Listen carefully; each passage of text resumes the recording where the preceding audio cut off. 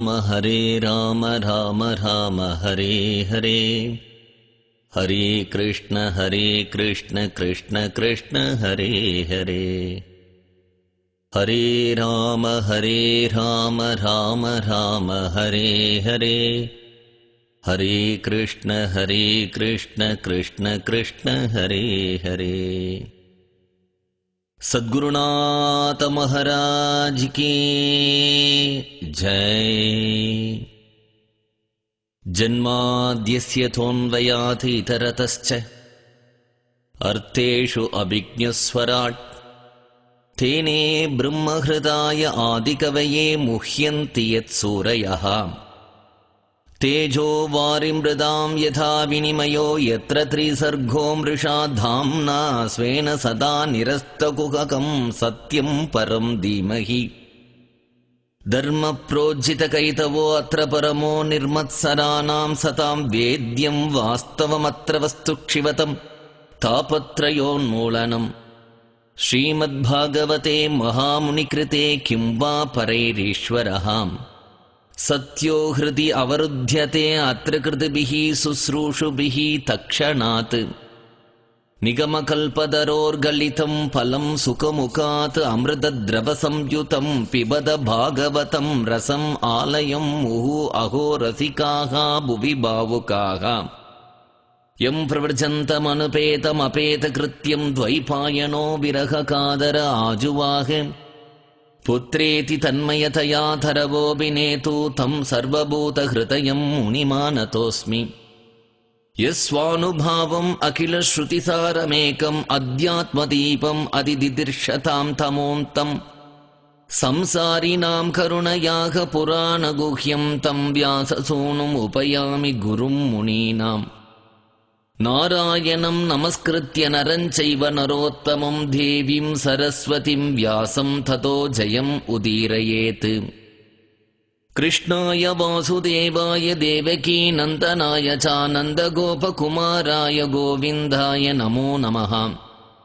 कृष्णाय वासुदेवाय हरये परमात्मने प्रणतक्लेशनाशाय गोविन्दाय नमो नमः। नाम संकीर्तनं यस्य सर्वपापप्रणाशनं प्रणामो दुःखशमनः तं नमामि हरिं परम्। श्रीमद्भागवताख्योऽयं प्रत्यक्षः कृष्ण एव हि அப்படிங்கிற ரீதியில ஸ்ரீமத்பாகவதம் அப்படிங்கிறது ஏதோ ஒரு புத்தகம் இல்லை, சாட்சாத் பகவானே பாகவதம் அப்படிங்கிற ரூபத்தில் இருக்கான். பகவான் அப்படிங்கிற பதத்தை நாம அடிக்கடி உபயோகப்படுத்துறோம். ஆனா பகவான் அப்படின்னுட்டா என்னன்னே தெரியாது நமக்கு. அடிக்கடி பகவான் பகவான் பகவான் அப்படிங்கிற ஒரு வார்த்தையை சகஜமா உபயோகப்படுத்துறோம். பகவான் அப்படின்னா என்ன?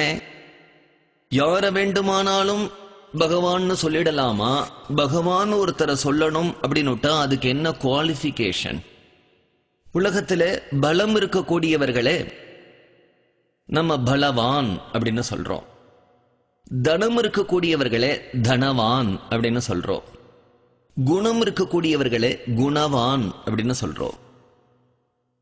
தர்மம் இருக்கக்கூடியவர்களே தர்மவான் அப்படின்னு சொல்றோம். இதெல்லாம் நாம கேள்விப்பட்டிருக்கோம்.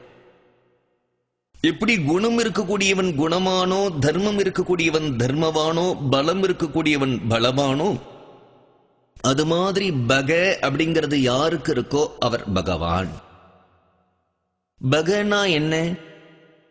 ஐஸ்வர்யஸ்ய சமக்ரஸ்ய தர்மஸ்ய யசஸா ஸ்ரீயா ஞான வைராக்ய யோச்சைவ க்ஷண்ணாம் பக இதீரணா என்று விஷ்ணு புராணம் சொல்றது.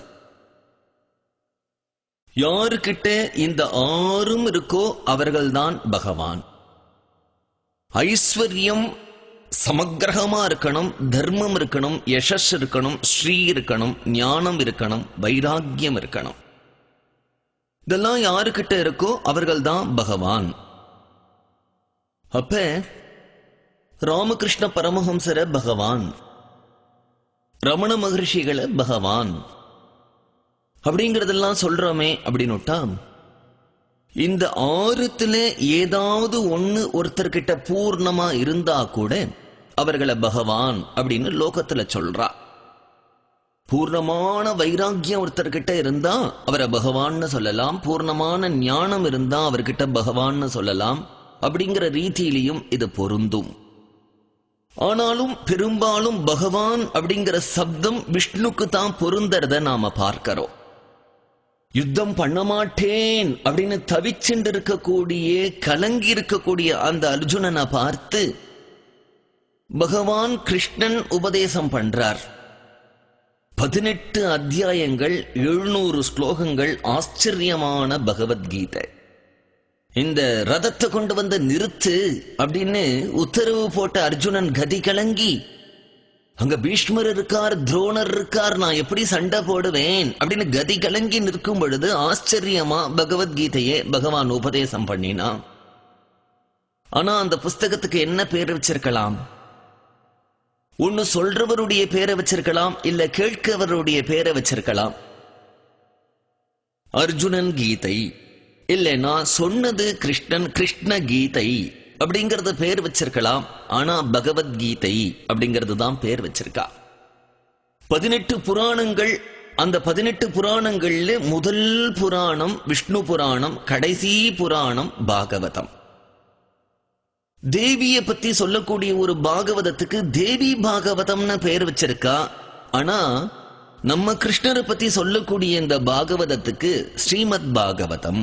ஏன் இதுக்கு கிருஷ்ண பாகவதம்னு சொன்னா பொருந்தாதோ? அவசியம் இல்லை. ஏன்னா பகவானை பத்தி சொன்னதுனால இது பாகவதம். சிவனை பூஜை பண்ணக்கூடியவர்கள் எல்லாம் சைவர்கள், தேவியை பூஜை பண்ணக்கூடியவர்கள் எல்லாம் சாக்தர்கள் அப்படின்னு அந்தந்த தெய்வத்தை வழிபடக்கூடியவர்கள் எல்லாம் அந்தந்த தெய்வத்தினுடைய பேரை சொல்லிட்டு நாம சங்கீர்த்தனம் பண்ணக்கூடிய சாதுக்களே, ஹரிநாம சங்கீர்த்தனம் பண்ணக்கூடிய சாதுக்களே பாகவதர்கள் அப்படின்னுட்டா பகவான்கிற சப்தம் ஸ்வபாவமா நம்ம கிருஷ்ணன்ட்ட பொருந்தறத பார்க்கிறோம். அப்ப பாகவதம்னா என்ன? பாகவதானாம் சரித்திரம் பாகவதம். அருமையான பாகவதர்களுடைய சரித்திரத்தை சொல்லிட்டு வருது.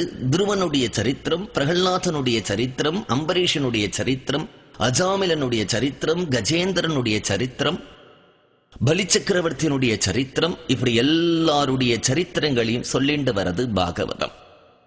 அத்தகைய பாகவதர்களுடைய சரித்திரத்தை கேட்டாதான் பக்தி வரும் அப்படிங்கறது பாகவதமே சொல்றது. சுகபிரம்மம் சொல்றார் பரீட்சித்தை பார்த்து, சாது பிருஷ்டம் மகாராஜா ஹரேஹே சரிதம் அத்புதம் யத் பாகவத மகாத்மீயம் பகவத் பக்தி வர்தனம். பகவானுடைய சரித்திரங்களை நீ கேட்டியானால் அத்தகைய பகவானுடைய சரித்திரங்களை கேட்டுட்டு நாம் உபாசனை பண்ணக்கூடிய சுவாமி இவ்வளவு பெரியவர் நீ கண்ணத்துல போட்டுக்கலாம், கை கூப்பலாம், தொழலாம். கிருஷ்ணனே தான் இருக்கட்டமே, மலையை தூக்கினானா நம்மளால மலையை தூக்க முடியுமோ? விஷத்தை குடிச்சுட்டான் அப்படின்னா நம்மளால விஷத்தை குடிக்க முடியுமோ? காட்டுத்தீய குடிச்சான் அப்படிங்கறதுனால காட்டுத்தீய நம்மால கொடுக்க முடியுமோ? கிருஷ்ணர் வரைக்கும் போக வேண்டாம், ஜென்மா முழுக்க ராமர் பொய்யே சொல்லாம சத்தியசந்தனா இருக்கார், அதைத்தான் நம்மளால இருக்க முடியுமோ? மாதாவையும் பிதாவையும் தெய்வமா நினைச்சார் ராமர், அதைத்தான் நம்மால ஃபாலோ பண்ண முடியுமோ? நாளைக்கு உனக்கு ராஜ்யம் அப்படிங்கறதும் நாளைக்கு ராஜ்யம் இல்லை அப்படின்னு சொல்லும் பொழுதும் சமநிலையில் இருந்தார், நம்மளால இருக்க முடியுமோ?